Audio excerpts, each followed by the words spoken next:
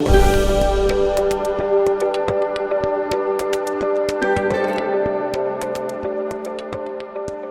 everybody, welcome to Good Thinking. It's a show for everyday people dealing with everyday life. And as always, I'm here with my good friend Peter Piñon. I'm Scott Wilson, the pastor at the Oaks.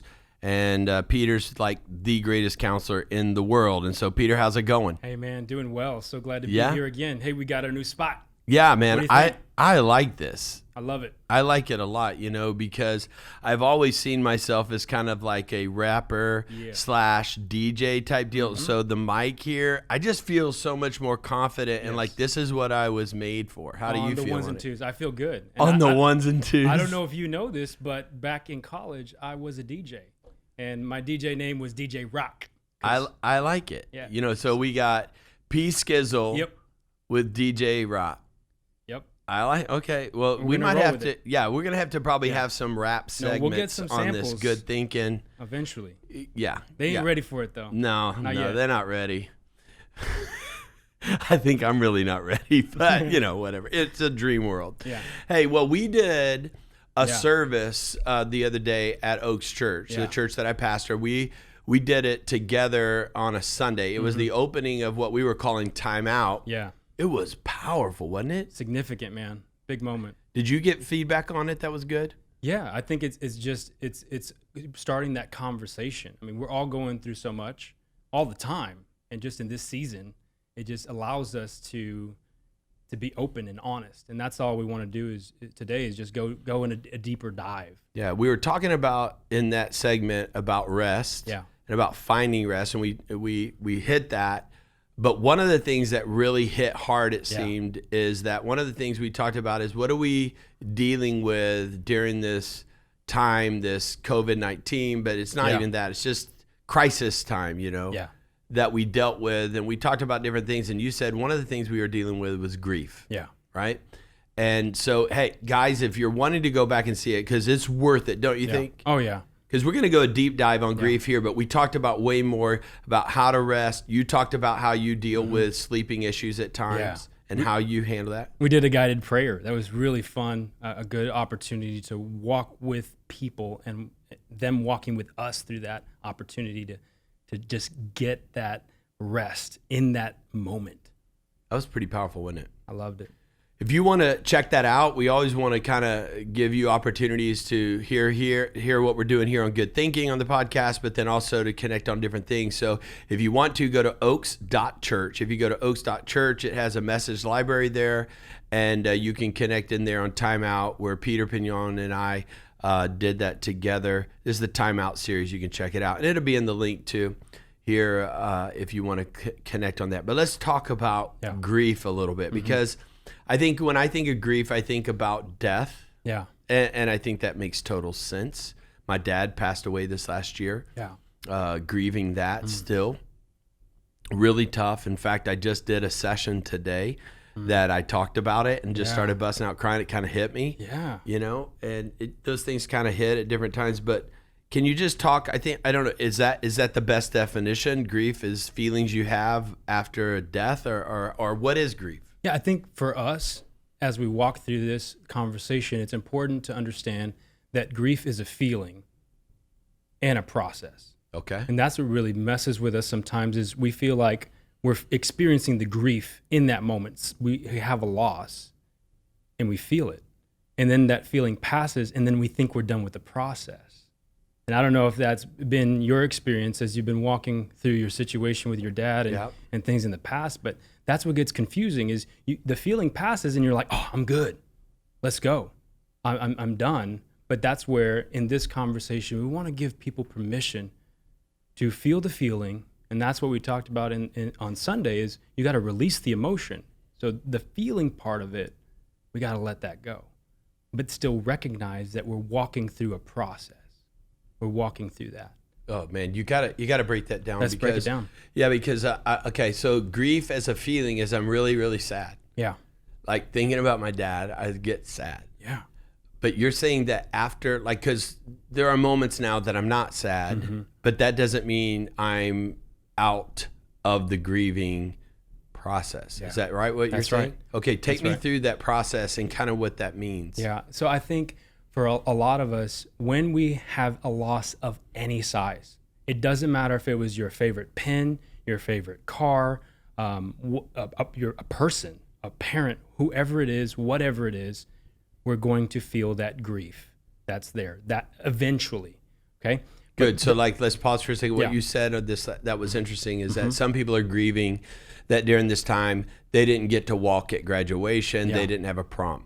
Other people are grieving that they were going to go on a vacation and they didn't get to go on a, Jenny and I were going on a cruise. We don't get to go on the cruise. We're sad about it. Yeah.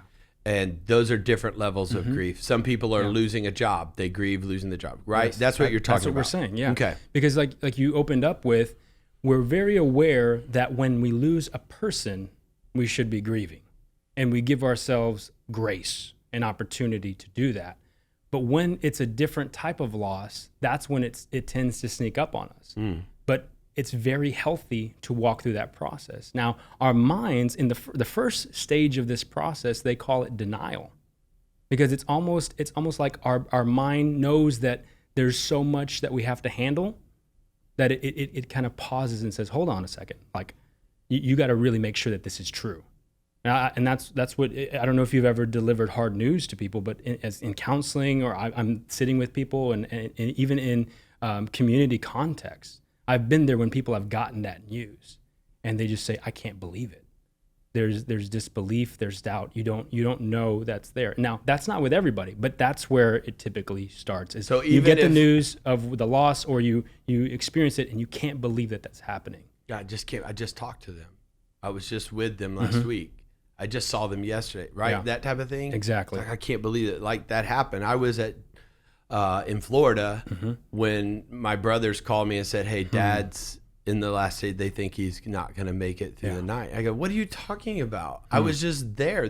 How did this happen? I didn't even know he was in the hospital. Yeah. That's denial. That's it. And so it's on different levels, but your mind is trying to protect you. Your mind is trying to make sure that what is being said is accurate. So you're not even feeling everything yet. And so Right. sometimes even before that, you feel shock. Yeah. So it kind of feels like you're numb. You're not even, it's confusing. And so that kind of prepares us for the stage 2, which is, they call it anger. And this is, by the way, if somebody wants to look it up, it's Elizabeth Kubler-Ross. She's the one that came up with this. And there's a lot of other theories, but this is a basic one that at least helps us to say, hey, it's not just a feeling, it's a process. Yeah. And so that's what we're trying to do. That's helpful. So moving there to stage 2, that's when we start to feel the emotion of it. And anger is that, it's that protective emotion. So now we're not in denial anymore, but we're feeling the extent of the anger that's there. And sometimes it's anger, sometimes it's blame, depending on who it was or what it was or how we lost it. It might be bitterness, but this stage 2 is very, very emotional. So it's harder. Our mind's protecting us in stage 1, and in stage 2, it's like there's no doubt. Like it happened. Here it is. Okay. So I'm getting mad, or I'm mad at somebody. I'm mad at God. I'm mad at the boss. I'm mad at the situation. I'm mad at this stupid virus. I mean, I'm whatever it is. I'm emoting Yeah. on that. Not it's this stupid virus, like it's not real.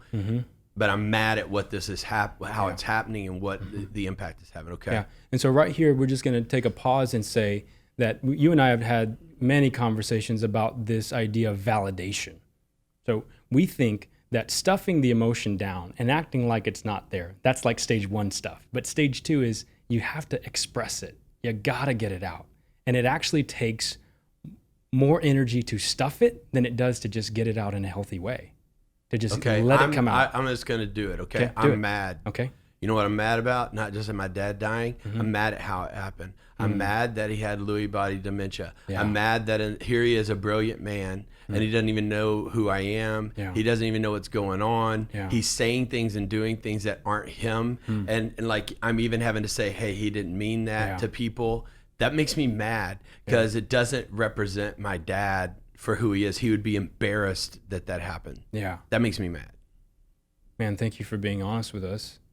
Like, I think that's, so many of us go through that, and especially in care context, like when we're trying to care for people, which a lot of us are, we feel like we shouldn't feel angry.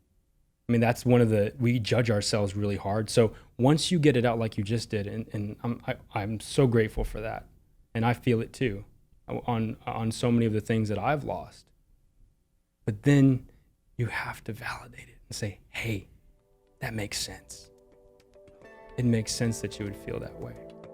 Hey, I hope you are enjoying Good Thinking. We're having a great time in the show right now and just so glad that you're with us. Hey, let us know what's going on with you. If you have a question, a comment, you can click the link in the description there. So go ahead and just do that right now. Click the link and tell us what you think. Is that part of the process, or is that you're just saying that's an important what you do there? That's part of the process. Okay. Because we're getting the emotion out in whatever form it is. It's healthy to get it out. It's healthy to not let it stir in, because we're trying to move through the process. So denial, anger. Yeah. What's the third stage? The third one is called bargaining, and it's kind of a weird word for us to use, but it's this exploration. You're looking at the what ifs. What if I would have done this, or what if he would have eaten this or not eaten that, or what if this would have been different, or they wouldn't have lived there, or had less stress. So our mind, the first one is mind being protected. The second one is very emotional. The third stage of bargaining is very mental. So now we're processing through a lot of things. And we're thinking of all the different things that we could have done different, that they could have done different, that the doctors could have done different. And that can feel really exhausting for us on the mental side. So how is that helpful? I mean, besides knowing it, is it helpful, or is it just how it goes? A lot of those things are happening under the surface in stage 2. And that's why we have all that emotion. So once we get the emotion out, we can start to process through the actual thoughts that are there. Because those are all the things that you've been processing. And let me just say, there's a lot of people that have walked through an extended grieving process like yours with your dad. It's not like you just find out about it and then you start the stages. You start grieving parts of somebody. And so that's where these stages are not so linear. You grieve something and you walk through the stages, and then you lose another part. My grandmother had dementia, and she lived here in town while I was in college.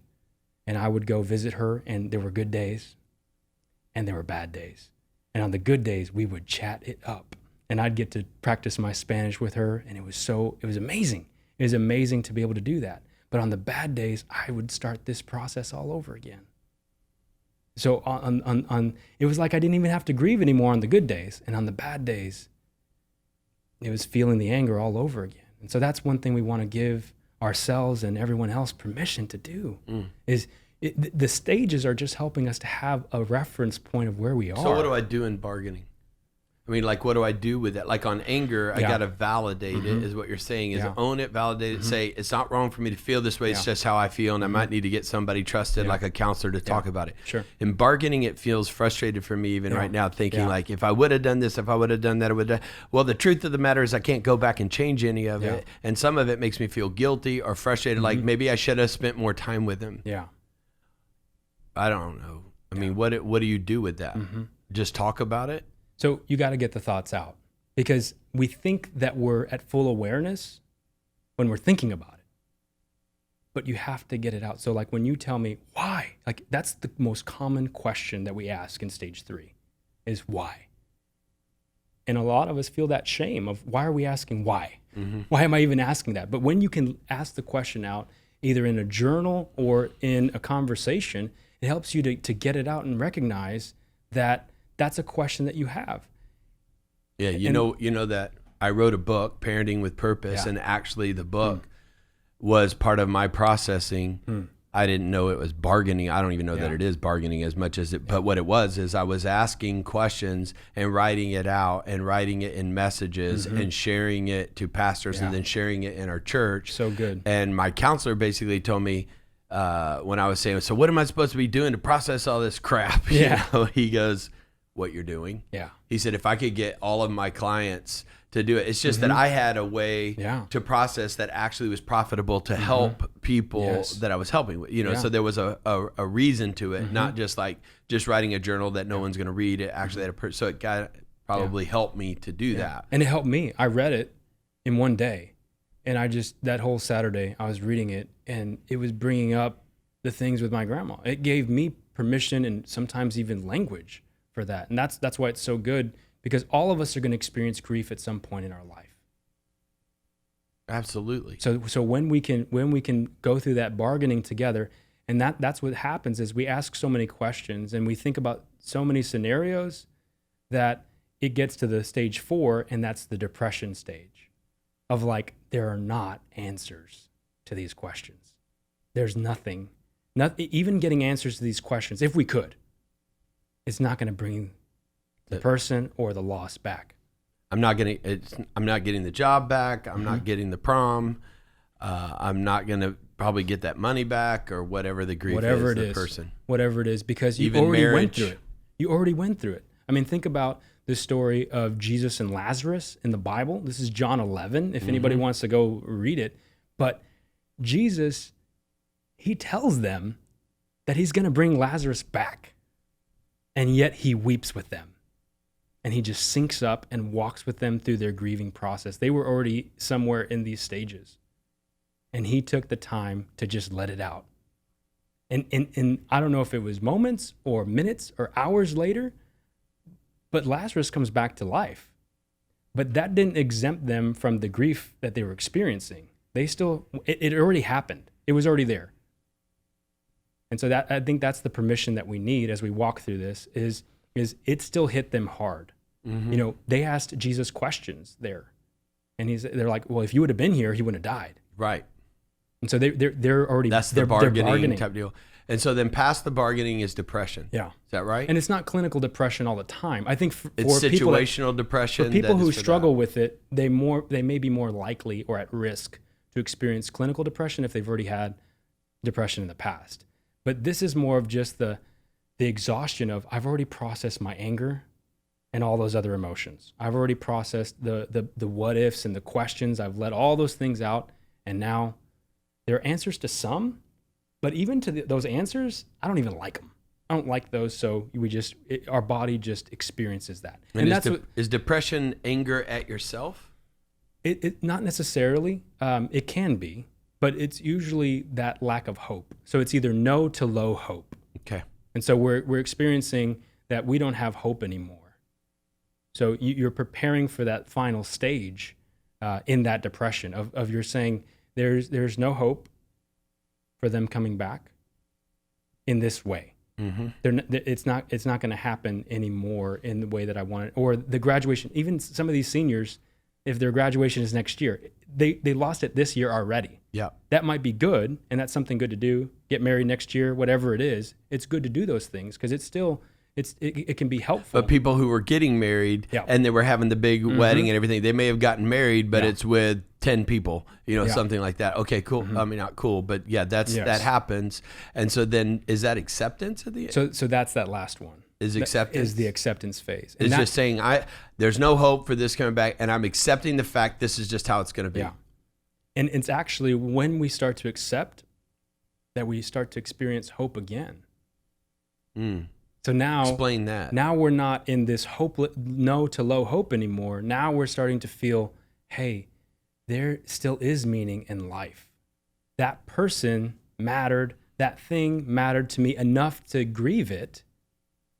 But there's still something as far as a reason or people to live for, and we start to open up again. So we're very focused. The grief is making us deal with the emotions. The grief is making us deal with the thoughts that are there, and then now we hit the rock bottom of depression, and now we're starting to open up and say, okay, what else is out there in this life? Got it. So I don't have hope that this thing's going to change, but that doesn't mean that all life is over. All jobs are over. I have no relationships. I've lost my dad, but there is still, I have my wife, I have my sons, I have my mom. And that's what that is. I accept it and move on. Okay, so if I find myself, if somebody watching or listening right now to us is going, okay, thank you, I got a better understanding of the process, not just the feeling, but the process. What should they be doing right now to go through it? Because I've heard that you can actually try to suppress the process.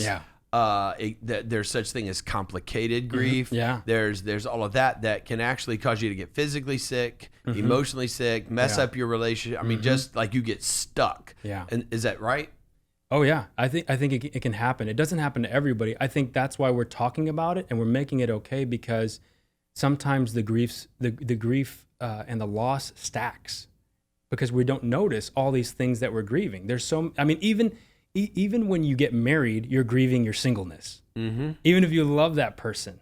So transitions have grief in there. We don't always go through every single stage. It's not clean cut. But when we go through grief, when we have a loss, when we had something and now we don't, we can go through that. So that's the action step for some people today, is to make that loss list.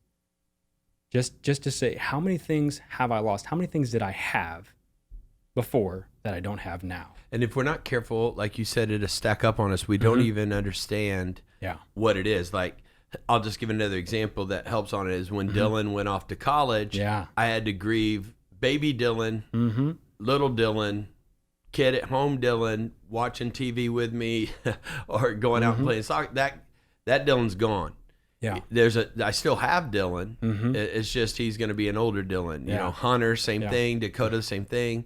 And Dakota's even different because he's my youngest son. So when baby Dakota leaves, I ain't got no babies. I don't have any. It's not like, well, at least I have Hunter and Dakota. You know, and it's not like I don't want them to grow up. But that's right? Yeah. That's a grieving of that now I have a new season, but I'm grieving that. Yes. So once we go through the process, and again, like I said, sometimes it's 2 steps forward, 1 step back, go here, go there. Especially when it's people. People are that's the most complex that grief gets. It's not always complicated, but it is complex with people. But when we do that, that's when we can start to turn our attention and say, from grief to gratitude. And now we start to, that's what that stage 5 is. Okay, what do I have? What do I still have? Wow. What do I have now? What is here? I had this and I don't anymore, but what do I still have that's here? And that helps us. And sometimes, let me just be very clear.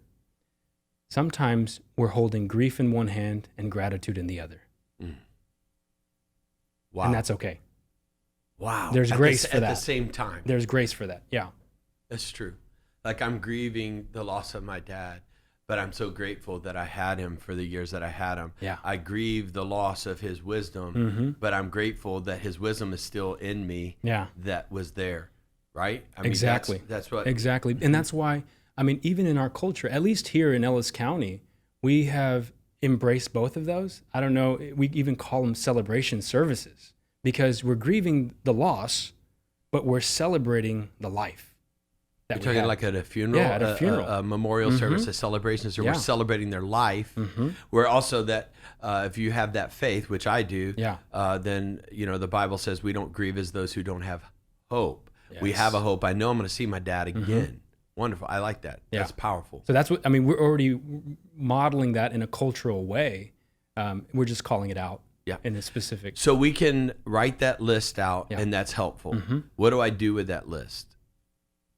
I think that's where it depends on where you're at. I think sometimes people need to sit on it for a little bit by themselves, and then sometimes you need to share it with someone else. There has to be another person that you can share it with, and that's a big step for us. And depending on the grief, it may be that a trusted friend, a spouse, or a trusted friend. That could be that somebody, if you're a part of a church or some kind of relational core that you have you could do that. Yeah.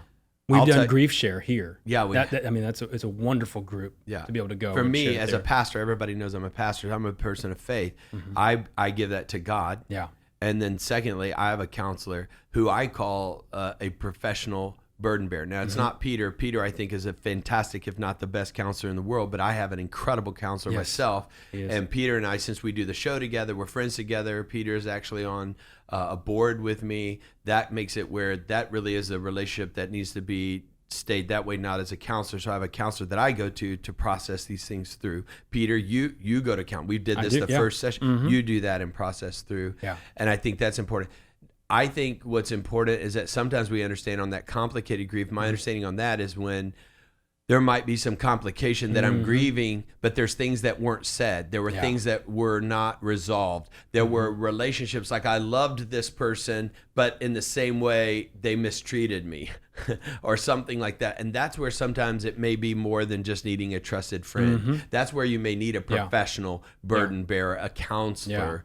And so that's why good thinking, we're talking about these things to help you to understand where you're at, what's going on, but we're not saying, hey, good now, you got it, it's all done, you understand the process. No, sometimes you need somebody who can help you through. Exactly. I think this is very helpful today on the grief. It's helped me. Good. Like I'm understanding the process more on it. I hope it's been helpful to you, but we're not done yet because it's time for our special segment we like to call hashtag Ask a Counselor.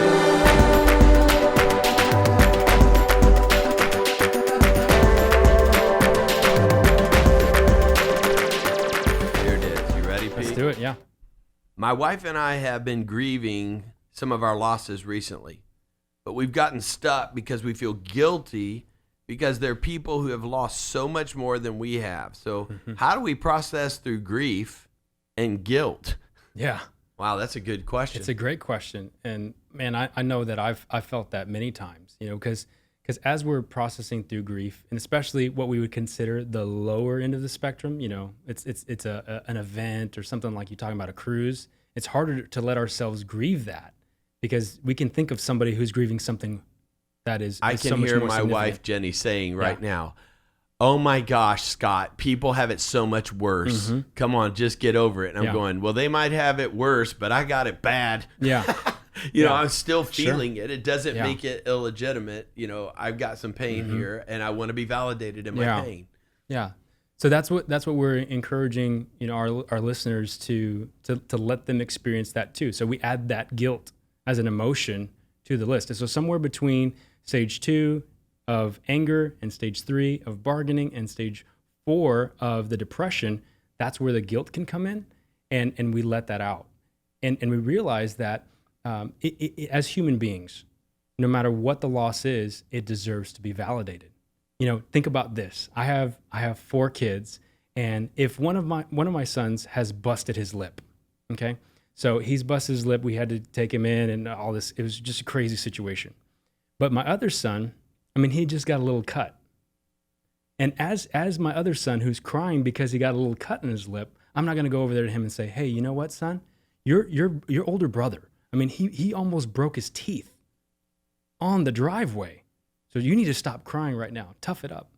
But I'm going to be with my older son when he's almost busted his teeth, and I'm going to be with my younger son as he's there dealing with a small cut. Right. And that's what is humanity for us. When we're in this community, we can validate whatever the loss is. And so again, we don't want to judge ourselves for feeling the guilt. The guilt's going to come. It's the complex nature of grief. Yeah, it might even be in that process that we're dealing with the guilt like that, but that as it comes to the depression, acceptance, and then gratitude, is that we can come through it and go, you know what? Yeah. This does suck, or this is frustrating to me. This makes me frustrated that this happened. But you know what? God, God's helping me, or I do have it good on this, and it is going to be okay. Yeah. There can be a gratitude on it that is there, and that helps to not only just express the guilt, but also minimize unnecessary guilt. Because this in our minds, if we start thinking certain things, we can make ourselves feel more guilty than we need to. Yeah. So also this is very similar to survival guilt. Like if people are on a ship and they're the lone survivor. This is that question, is that feeling of like, man, why am I the one? Why am I the one that lucked out or didn't experience whatever this was? And that's why this healthy process has that place. And that's where the gratitude can come in, and it allows us to express the guilt if it was there, because it's already there. Express it, but then also help us to say, look, I'm not being ungrateful. I am grateful for what I have. I am grateful that it wasn't worse. But you still walk through the previous stages and let yourself feel or think whatever you needed to, and now I think that's free. Good, and I like what you just said. Let yourself. So, in grief, I think it's very important. One of the things I think of, I'm not like you. You're incredibly brilliant on all this stuff. This is your study. This is your place. But probably the best thing I ever got in advice on grief was to say, hey, if you feel sad, be sad. Yeah. If you don't feel sad, don't feel guilty because you don't feel sad. Yeah. So if you have a moment to breathe and to be okay, that's part of the process to say you can't just be living there in that. So feel what you feel. Would that be right? That's 100%. That's what we're saying, is that once it's there already, once the emotion's there, you can't make it disappear. And you can't make it go back in time and erase it. It's there. So might as well express it, validate it, and then move on as soon as you can. We don't move on from the loss. We're going to have those losses, but we move on from that feeling, from the intensity. You know, I don't feel the same anger anymore. I can remember it. Yeah. But I'm remembering with less pain. Awesome. Hey, thanks, Peter. And guys, thank you for sending in these questions like this. So if you want to be a part of our hashtag Ask a Counselor segment next week or one of the weeks to come, please let us know. You can see how to do that in our link here. So, hey, this has been a great time together. Can't wait for our time next week. This has been Good Thinking, show for everyday people dealing with everyday life. I'm Scott Wilson. This is Peter Piñon. Had a great time being here. Until next time.